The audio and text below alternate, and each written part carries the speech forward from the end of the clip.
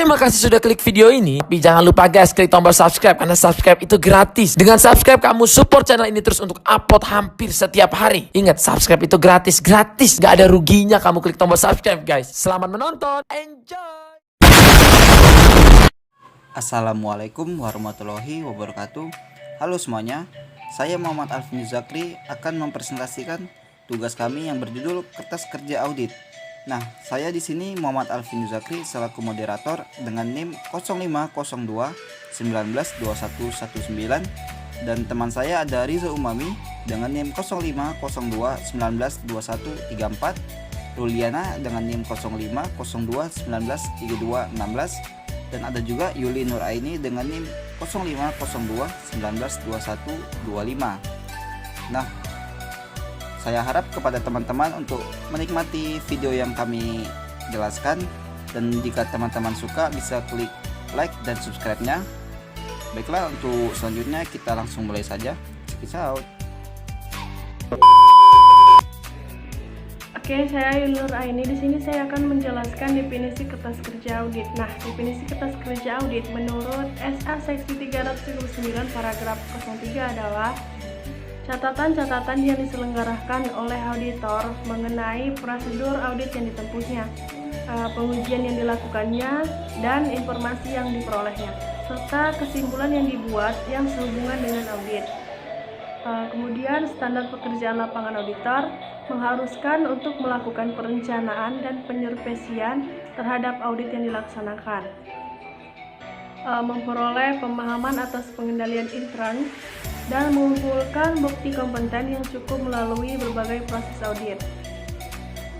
Kertas kerja audit ini merupakan sarana yang digunakan oleh auditor untuk membuktikan standar pekerjaan lapangan yang telah dipatuhi.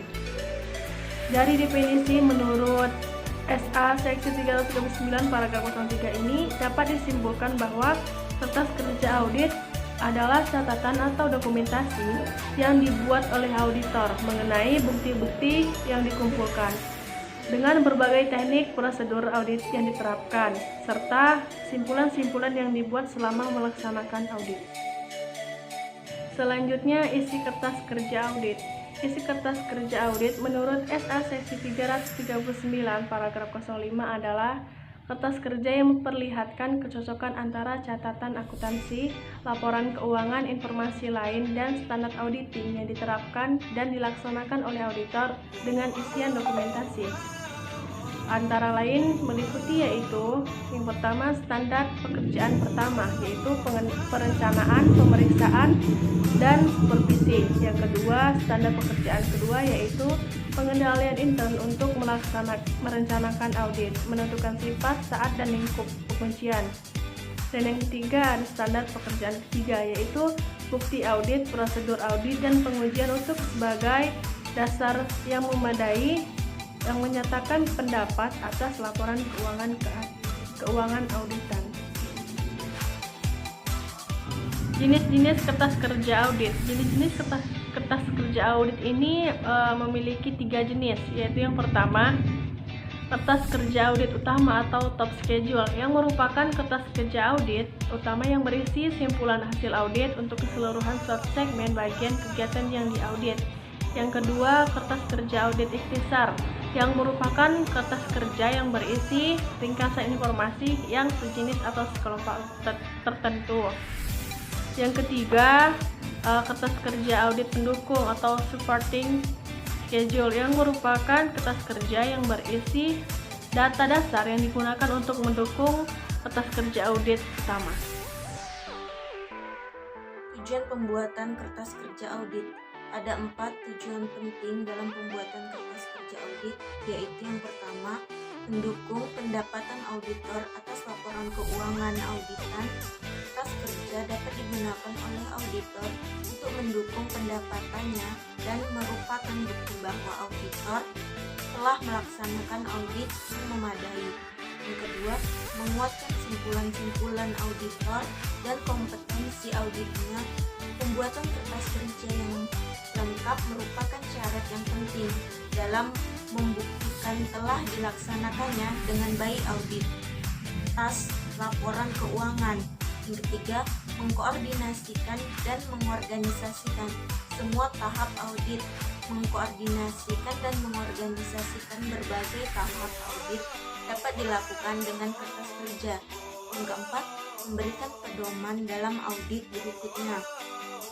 Dalam audit yang berulang terhadap klien yang sama dalam periode akuntansi yang berlainan, audit memerlukan informasi mengenai sifat usaha klien, catatan dan sistem akuntansi klien, pengendalian intern, dan rekomendasi perbaikan yang diajukan kepada klien audit yang lalu.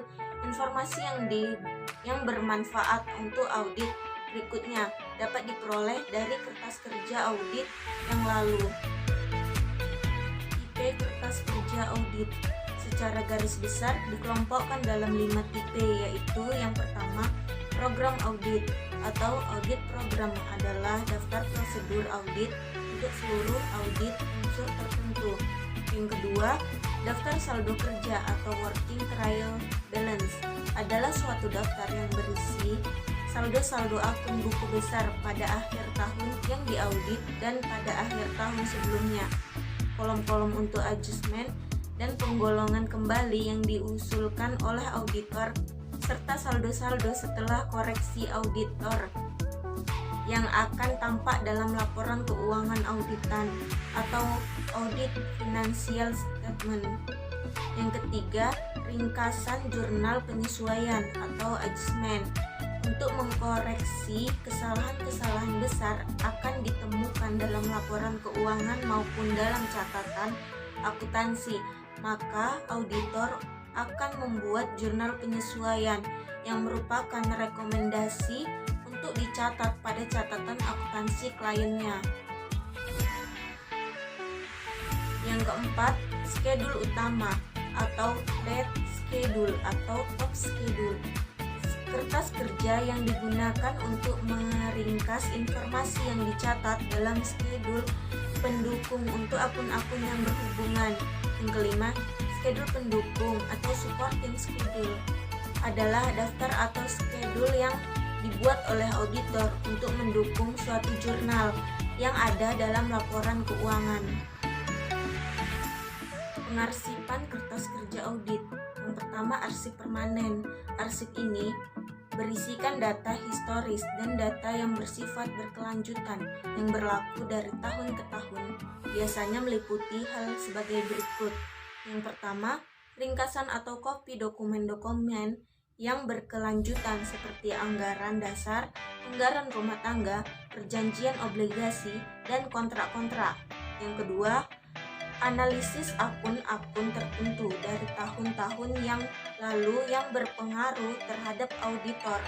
Yang ketiga, informasi yang berhubungan dengan pemahaman tentang pengendalian intern dan penilaian risiko pengendalian.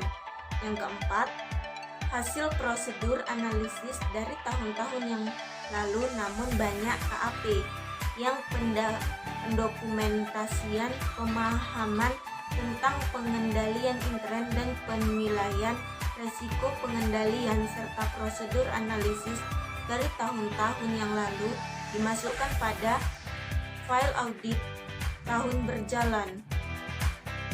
Selanjutnya adalah arsip tahun berjalan. Arsip tahun yang diperiksa meliputi semua dokumen yang bersangkutan dengan tahun berjalan atau tahun yang diperiksa.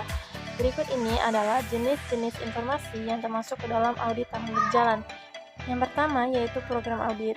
Di dalam standar auditing diharuskan adanya program audit tertulis untuk setiap audit yang biasanya ditempatkan pada file terpisah untuk meningkatkan koordinasi dan mengintegrasikan semua bagian audit. Yang kedua yaitu informasi umum, misalnya rencana audit, ringkasan atau salinan notulen rapat Dewan Komisaris, ringkasan dari kontrak-kontrak atau perjanjian yang tidak tercantum dalam arsip permanen, catatan hasil diskusi dengan klien, komentar hasil review supervisor, dan kesimpulan umum.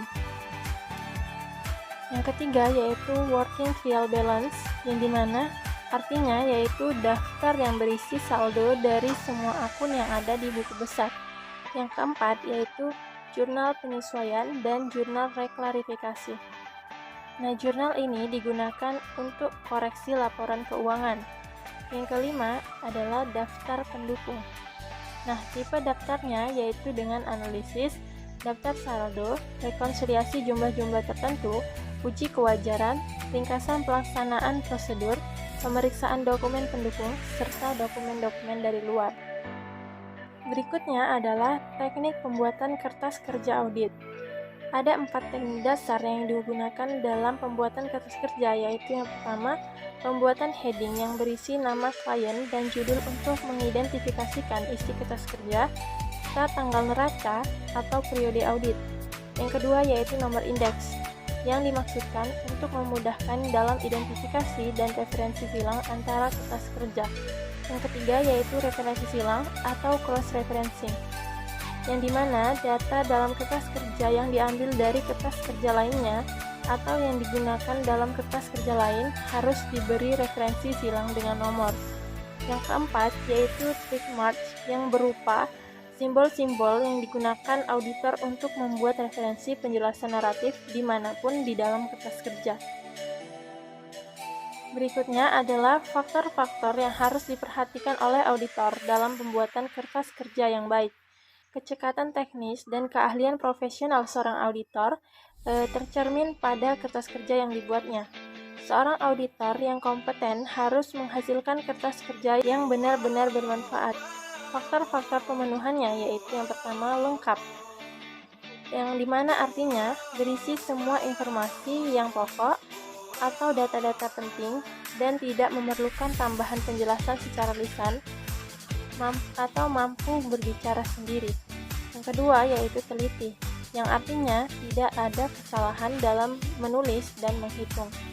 Ketiga yaitu ringkas, yang artinya pembatasan informasi pokok sesuai dengan tujuan audit dan tidak menyajikan rincian yang tidak perlu. Yang keempat yaitu jelas, yang dimana artinya penggunaan istilah tidak mengandung arti ganda dan penyajian informasi secara sistematik. Yang kelima yaitu rapi, yang dimana artinya susunan atau keteraturan penyusunan kertas kerja yang baik. Baiklah, selanjutnya adalah pemberian indeks kertas kerja audit. Pemberian indeks terhadap kertas kerja akan memudahkan pencarian informasi dalam berbagai daftar yang terdapat di berbagai tipe kertas kerja. Faktor-faktor yang harus diperhatikan dalam pemberian tipe kertas kerja adalah sebagai berikut. Yang pertama, setiap kertas kerja harus diberi indeks, dapat di sudut bawah atau juga di sudut atas. Yang kedua, pencantuman indeks silang atau cross index. Yang ketiga, jawaban konfirmasi, pita mesin hitung, printout komputer, dan sebagainya tidak diberi indeks kecuali jika dilampirkan di belakang kertas kerja yang berindeks. Simbol-simbol kertas kerja audit. Tick mark. Tick mark yaitu suatu simbol yang digunakan dalam kertas kerja oleh auditor untuk menunjukkan suatu langkah khusus atas pekerjaan yang dilakukannya. Pada saat tick mark digunakan, mereka harus disertai dengan satu tulisan yang menjelaskan pengertian oleh mereka. Catatan-catatan yang timbul pada simbol-simbol audit dapat pula dijadikan sebagai pedoman dalam pelaksanaan tugas-tugas audit pada periode audit berikutnya. Simbol audit atau audit tick mark haruslah sederhana, seperti misalnya yang pertama tanda silang, yang kedua tanda cek, yang ketiga tanda huruf T. Tanda-tanda tersebut harus dapat dibedakan dengan mudah. Simbol-simbol audit biasanya ditempatkan sesudah jumlah yang diverifikasi dan penjelasan atas simbol audit tersebut dicantumkan di bagian bawah KKP atau kertas kerja pemeriksaan. Baiklah, selanjutnya adapun tanda lain dari tick mark yaitu yang pertama tanda V terbalik, kegunaan vertikal yang diletakkan di bawah angka dari total angka. Yang tanda keduanya seperti V miring atau cross footing verified, penambahan atau pengurangan secara horizontal yang diletakkan di samping kanan dari total angka. Tanda yang ketiga tanda unlimited atau 8 miring, calculation verified atau perhitungan perkalian, pembagian yang diletakkan di samping kanan hasil perhitungan. Tanda yang keempat huruf L kapital, kegunaannya yaitu checks again verified, general ledger and sub ledger, dicocokkan dengan buku besar dan buku besar pembantu diletakkan di samping kanan angka. Tanda yang kelima yaitu VO atau vouching, pemeriksaan ke bukti transaksi diletakkan di samping kanan angka.